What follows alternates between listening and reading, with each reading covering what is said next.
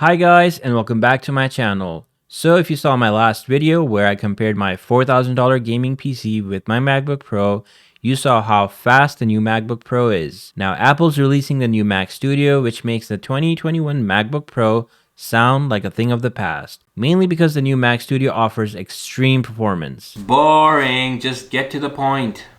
Why don't you think the Mac Studio is for average consumer? Gee, thanks, Rude Sean, for interrupting me. So, to answer your question, as the name suggests, the Mac Studio is a professional machine geared at the pros who live in a studio style environment. By live, I mean work in a studio style environment. I think the Mac Studio is for people working on massive commercial level projects. If you're an average consumer or a content creator, then getting a Mac Mini with M1 processor should be more than enough for you. If you need even more performance, then getting the MacBook Pro with the M1 processor, which I have right in front of me, should be more than enough performance for anyone. Getting the Mac Studio with the M1 Ultra might be overkill for most users. No, it's not. The Mac Studio is like the best thing ever. You don't know anything about Macs. I did not finish yet, Rude Sean. So the point I was trying to make, I really don't know who the Mac Studio with the M1 Ultra is for, but I exactly know who the M1 Max is for. The M1 Max version of the Mac Studio would be a great fit for content creators who want an Apple desktop machine, and here are the reasons why I think that. First, let's discuss the performance. I personally think that the Mac Studio with the M1 Ultra chip might be an overkill for most users. I think that it will be great for big production houses, but for average users, especially when it comes to content creation, the Mac Studio with the M1 Max would be plenty. I even think that the MacBook Pro with the M1 chip is more than enough for any average content creator or software developer. But seems like Apple is just pushing the envelope by offering great performance. If you look at this another way, buying a lot more performance than you need is called future-proofing. Buying a decent spec Mac Studio could last you next 4 to 5 years easily. Now let's talk about pricing. So the starting price for the Mac Studio is around $2,000 for the base model and $4,000 for the M1 Ultra version. For price to performance, I think Apple is giving good value for money with the M1 Max version. Now let's compare this with the 27-inch iMac, the system the new Mac Studio is set to replace. The 27-inch iMac was a complete system with built-in display, and it came with keyboard and mouse. And a decent spec iMac would cost you around $2,300 previously.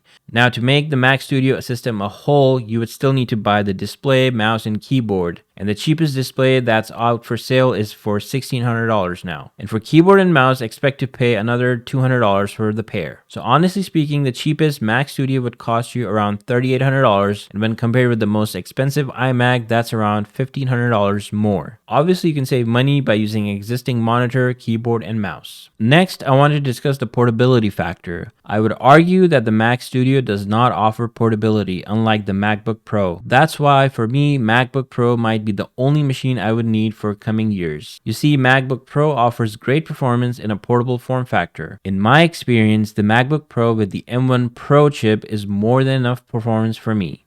I can edit videos, I can do software development, I can do pretty much anything, and I can keep it portable.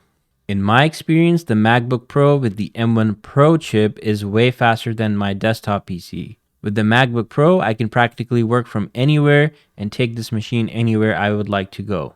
And on the flip side, you can even dock it like a desktop and use it with the ultra-wide monitor or with the docking station. But when it comes to Mac Studio, you can only use it as a desktop. But if you don't care about that and you're set to buy a desktop, by all means, the Mac Studio would be a great machine for you. Now, let's discuss which Mac Studio you should get. I think the sweet spot is the one with the M1 Max and the 10-core CPU, 30-core GPU, and 32GB of RAM, and 1TB of hard drive space. This would run you about $2,399 just for the machine. Display, mouse, and keyboard are extras. A similar spec 14-inch MacBook Pro would cost you around $32.99, and a 16-inch MacBook Pro would be around $34.99.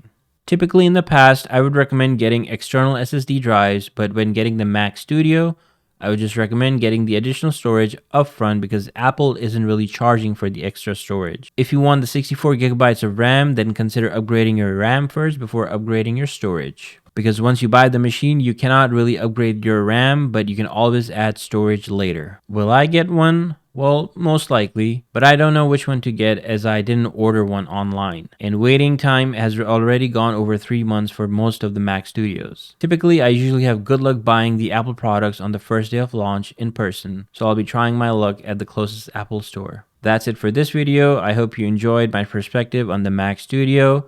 Until next time, I'll see you in the next one.